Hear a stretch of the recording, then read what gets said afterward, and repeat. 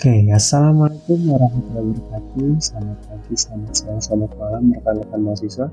Kita bertemu lagi di praktikum statistik komunikasi, tapi sekarang kita itu berbasis online meskipun anak-anak telah melakukan absensi, dan ada arahan untuk mencoba pelatihan secara mandiri. Tapi video ini sebagai tambahan saja, entah dari bagian tutornya, teorinya, materinya, dan lain sebagainya. Tidak hanya sebagai tambahan saja.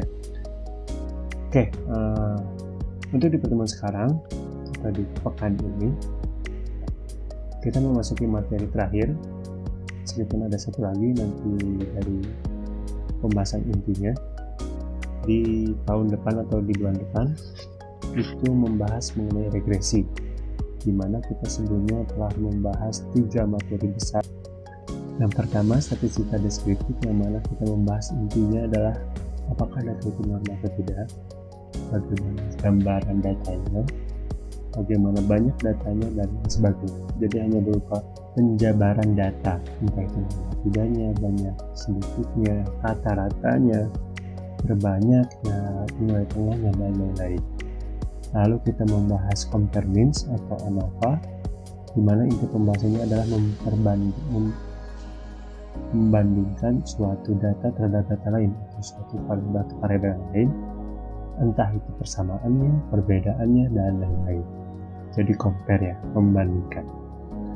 Lalu yang terbaru itu minggu kemarin atau pekan kemarin mengenai korelasi, sudah tahu dari namanya juga membahas tentang menentukan atau mencari ada atau tidaknya hubungan dari variabel atau data kepada variabel atau data lain. Nah sekarang sebagai materi penutup di praktikum kita ini, kita membahas mengenai regresi atau regression modul 7 halaman 49. Inti pembahasannya adalah kita mencari adanya pengaruh atau tidak adanya pengaruh dari suatu variabel bebas terhadap variabel terikat. Tetapi di sini dibagi menjadi 2 materi. Untuk materi kedua itu nanti di bulan depan dan di tahun baru tentunya. Di yang sekarang ini kita akan membahas dari tahap sederhananya dulu, atau regresi linear sederhana, yang mana di tampilannya itu dengan nama lain simple linear regression, digunakan untuk mengukur besar pengaruhnya suatu variabel bebas atau variabel independen atau variabel predictor atau variabel X terhadap variabel tergantung atau variabel dependen atau variabel terikat atau variabel Y. Sederhananya, regresi linear sederhana atau regresi sederhana ini hanya bisa menguji satu variabel bebas terhadap satu variabel terikat. Jadi kalau misalnya variabel bebasnya itu lebih dari satu, itu tidak bisa diuji oleh sederhana. Itu maksudnya kebergandan, yang mana nanti kita bahas di tahun atau bulan depan. Itu yang simpelnya. Tentu setiap pengujian ada syaratnya, dan itu adalah salah satu syarat. Syarat lainnya seperti yang tadi ditampilkan, kita tampilkan lagi, jumlah sampel yang digunakan harus sama. Maksudnya si variabel bebas atau si X ini memiliki 10 data nih, kayak yang ada di halaman 49. Si variabel Y nya juga harus sama, memiliki 10 sampel atau 10N. Kalau berbeda itu tidak bisa, jadi harus disamakan terlebih dahulu atau memiliki N yang sama. Yang kedua, tadi variabel bebasnya itu 1, kalau terikat sudah pasti akan 1. Nilai residual harus berdistribusi normal. Jadi ada ketentuan khusus di regresi sederhana ini atau regresi berganda pun, jadi si datanya itu harus berdistribusi normal. Jadi sebelum diuji atau mencari uji pengaruhnya, dapat tidaknya itu si data harus berdistribusi normal. Jadi di pelaksanaan sebenarnya itu ada uji kayak asumsi klasik, di mana ada beberapa tahapan kayak normalitas, multikoliniaritas, autokorelasi, dan lain-lain. Itu kurang lebih sama, pengujian itu hanya menguji apakah si data ini normal atau tidak. Tapi kita skip tahapan itu, kita anggap saja data yang kita miliki ini sudah berdistribusi normal. Selanjutnya di nomor 4, ini syarat sekaligus kita akan mengujinya secara langsung, jadi tidak menjadi prasyaratnya terlebih dahulu, tapi kita akan mengujinya secara langsung, yaitu terdapat hubungan antara variabel bebas terhadap variabel terikat. Oke, kita langsung aja ke prakteknya. Seperti yang ditampilkan, itu ada dua variabel, satu variabel bebas, satu variabel terikat. Variabel bebasnya itu biaya produksi, variabel terikatnya itu volume penjualan. Dengan data 10 atau dengan N-nya 10 atau dengan jumlah sampelnya 10. Kita langsung ke prakteknya. Untuk objek yang dimana itu menyesuaikan saja, tergantung teman-teman mau dimana yang dijadikan objek di contoh kasus ini. Oke, ini untuk settingan data view-nya, variabel view-nya seperti ini. Dan seperti biasa, kalau kita menggunakan SPSS, harap menyesuaikan settingan datanya terlebih dahulu, atau mengisi variabel view-nya dulu baru ke data view. Itu mungkin bisa dibedakan atau disamakan dengan yang modul, kayak misalkan name-nya di modul kayak gimana, atau lebih simpelkan oleh rekan-rekan seperti apa, dan lain sebagainya. Kalau sudah, kita masuk ke step by step-nya. Di halaman 51 itu output-nya, 50 itu step by step-nya. Kita mulai. Pertama kita ke analyze, lanjut ke regresi, pilih linear. Oke, ini untuk tampilannya ya. Untuk tampilannya mungkin seperti ini tadinya, seperti yang ada di gambar di halaman 50. Untuk volume penjualan itu dependent, kemana variabel terikat. Biaya produksi itu independen. Nah, sebelum kita mengeluarkan outputnya, kita harus ada yang disetting terlebih dahulu di statistik. Ini seperti yang ditampilkan di modul di halaman 50, kita sesuaikan saja mana aja yang di checklist, ada juga yang tidak.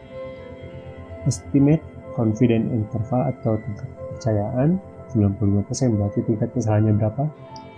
5%. Model fit, R-square, dan deskriptif. Kalau sudah continue, lanjut klik OK. Nanti akan muncul outputnya seperti ini. Oke, ini nanti muncul output seperti ini dengan jumlah tabel yang mungkin terhitung banyak, tapi tidak semuanya kita akan masukkan ke dalam kesimpulan. Oke, perlu dicatat atau diberi tanda terlebih dahulu mana saja yang akan kita masukkan untuk menjabarkan interpretasinya. Yang pertama itu di tabel model summary, itu di kolom R dan R square. Kita bahas kenapa ini dimasukkan atau apa yang akan dijelaskan di kolom tersebut. Kita dijelaskan nanti di akhir. Lanjut, kita ANOVA skip. Ini sebenarnya kenapa di skip? Meskipun ada F statistik di sini, ini akan kita bahas di regresi berganda. Kalau di regresi sederhana ini tidak digunakan. Lanjut ke tabel koefisien. Itu ada di kolom B yang ini 1, tentunya poin yang paling bawah ya. Untuk di koefisien kita pakai yang baris kedua, dan tentunya untuk hipotesis atau pengujian H0 H1 nya kita menggunakan statistik dan signifikansi seperti biasa. Oke, kita bahas satu persatu. Untuk pengujian H0 H1 nya atau misalkan pengambilan keputusan seperti apa, tidak ada perubahan seperti ini. Nah, oke, kita nanti bahas terakhir ya, karena seperti biasa ada improvisasi, ada juga syarat yang dipenuhi, ada juga deskriptif yang kita jelaskan tadi. Seperti di syarat yang harus terdapat hubungan dan sebagainya. Ini dijelaskan di dua kolom di tabel model summary, itu di kolom R dan R square. Untuk di kolom R ini menjelaskan seberapa kuat atau seberapa lemah tingkat hubungan variabel satu ke variabel lainnya. Dengan catatan tingkatan yang kita pakai itu yang ada di korelasi Spearman. Jadi yang ada yang cukup kuat, sangat lemah, cukup lemah, atau sempurna. Jadi bukan yang menggunakan 1 bintang atau 2 bintang atau 1% atau 5%. Itu satu. Terus untuk R square, meskipun ini masih ada di kolom yang sama dengan pembahasan R statistik, yang mana harusnya membahas mengenai hubungan atau korelasi, tapi di sini kita menggunakan arti yang berbeda. Ini menjelaskan seberapa berpengaruhnya atau tingkat pengaruhnya variabel X atau si biaya produksi ini terhadap variabel Y-nya atau volume penjualan. Jadi si R-square ini menjelaskan hal tersebut. Tentunya ini 0,8 sekian diubah nanti ke persentase. Kita nanti bahas keseluruhannya di hasil kesimpulan. Lanjut, di koefisien ini kita tadi bahas di kolom B, di unstandardized coefficient. Di angka yang 1,84 ini nanti akan menjelaskan peningkatan variabel Y dari setiap 1% tingkat variabel X. Jadi misalkan si BP biaya produksi ini mengalami peningkatan 1% atau penambahan 1%, maka akan membuat si volume penjualan ini mengalami peningkatan sebesar 1,84 atau satuannya itu bisa disesuaikan dengan variabel yang kita gunakan, entah itu kali, bungkus, dan lain sebagainya. Dan yang terakhir itu untuk pengujian hipotesisnya. Dari statistik sudah pasti kita menggunakan yang bawah ya, ingat kita menggunakan yang bawah di tabel koefisien ini dibandingkan dengan tabel. Lalu untuk C seperti biasa dengan tingkat kesalahan atau alfa. Di sini tercantum T hitungnya itu 6,803. Tabelnya nanti dengan cara di F kurangi 2 dan 0,50. Kita menggunakan dua arah, pengujian dua arah. Jadi bukan one tail, tapi two tail. Didapatkan nanti tabelnya kurang lebih di angka 2,306. Koreksi jika salah. Dan untuk signifikansi seperti biasa kita bandingkan dengan alfa yang 0,05. Ini sudah pasti ini lebih dari tabel, ini kurang dari alfa.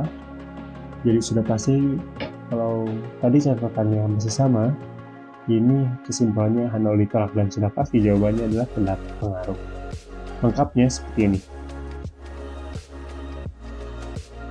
Oke, kita fokus saja di rumusan hipotesis masih sama, pengambilan keputusan masih sama, hasil analisis seperti yang kita bahas tadi sekilas juga sama, atau misalkan apa yang kita harapkan juga terjawab.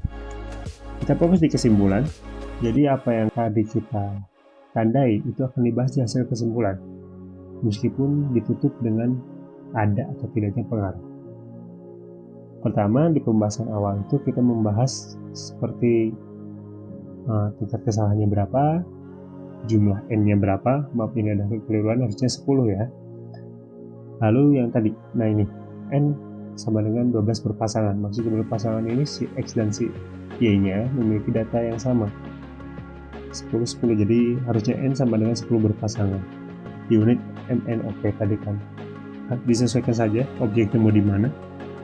Memiliki tingkat korelasi atau nilai korelasi sebesar 0,923. Maka korelasi dari dua variabel ini termasuk sangat kuat karena berada di range. Ingat, kita menggunakan tingkatan korelasi Spearman, bukannya 1 atau 2 bintang. Lalu untuk R-square-nya tadi kita bukan membahas lagi tentang hubungan korelasi tapi tingkat kepengaruhan. R-square-nya tercatat 0,853 atau kita ubah jadi persentase 85,3%. Jadi biaya produksi memiliki tingkat pengaruh sekian terhadap volume penjualan. Sisanya yang mana dari keseluruhan itu 100 kurangi ini 14,7% pengaruh dari variabel lain. Tentunya dari variabel yang tidak kita masukkan atau kita tidak jelaskan. Lanjut. Kemudian dari koefisien kita masuk ke tabel terakhir. Angka koefisien regresinya sebesar 1,84, yang mengartikan bahwa setiap penambahan 1% biaya produksi, entah itu penambahan dari segi mananya, akan membuat peningkatan terhadap volume penjualan sebesar 1,84. Jadi ini mungkin adalah sebagai deskriptif ya, yang mana deskriptif yang tadi kita singgung adalah tidak hanya menjabarkan tentang normal atau tidaknya data, tapi hanya menjabarkan dari segi lainnya kayak rata-ratanya data berapa, jumlah terbanyak data berapa, jumlah datanya berapa, dan lain-lain. Jadi ini bisa diartikan sebagai yang mewakili deskriptif. Oke, lanjut. Setelah deskriptif regresinya selesai, kita langsung masuk ke hasil uji hipotesisnya. Karena di atas sudah ada kesimpulannya dari hasil analisis, jadi kita masukkan saja langsung kalimatnya tanpa memasukkan angkanya lagi. Seperti yang ada di layar. Sedangkan untuk pengujian regresi sederhananya menyatakan hasil signifikansi dan tes statistik dari hipotesis yang dilakukan berkesimpulan H0 ditolak. Kenapa tadi signifikansinya kurang dari 0,05, T hitungnya lebih besar daripada T tabel. Berarti kesimpulannya adalah dapat pengaruh biaya produksi terhadap volume penjual. Oke, mungkin untuk contoh kasus dicukupkan sekian. Seperti biasa, jika kalian masih ingin mencoba dengan data yang lainnya, itu dipersilahkan.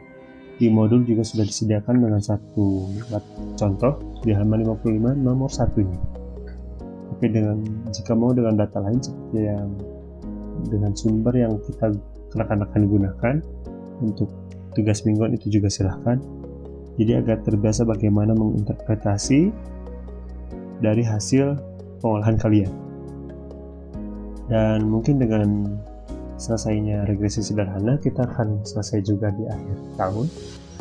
Kita akan bertemu lagi di tahun depan karena mungkin tahun depan itu akan libur jika benar ya. Jadi ya, happy nice day, happy nice week, dan happy new year maybe. Oke, dan diingatkan kembali kenapa harus sering melakukan latihan, karena kurang lebih UAS yang akan kita jalani itu tidak jauh dengan apa yang kita sering lakukan di setiap kelas nih. Jadi mungkin dicukupkan sekian terlebih dahulu. Terima kasih atas partisipasinya dan pengertiannya. Mohon maaf bila ada kekurangan maupun kelebihan atau yang kurang mengenakan dari selama penyampaian video ini. Akhir kata, wabillahi taufiq wal hidayah. Wassalamualaikum warahmatullahi wabarakatuh. See you next year. Bye bye.